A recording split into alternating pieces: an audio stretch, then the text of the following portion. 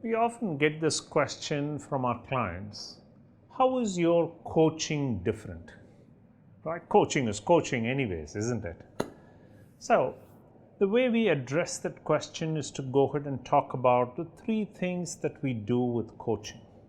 One, primarily, is to go ahead and increase the awareness and appreciation for coaching.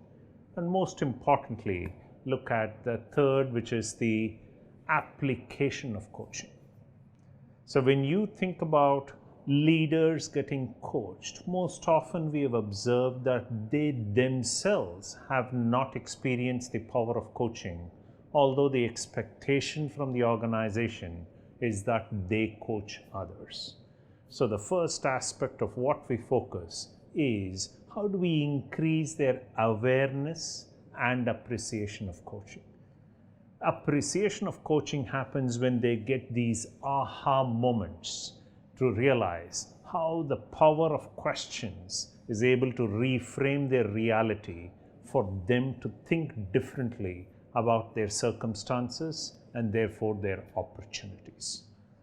When we look at application of coaching, that is where the leaders are now able to apply what they have learned on specific situations. These could be crucial conversations with team members. This could be a group coaching to achieve a higher normal. This could be critical stakeholder conversations. All of this packaged together in a way that their awareness, appreciation, and application of coaching actually results in tangible progress.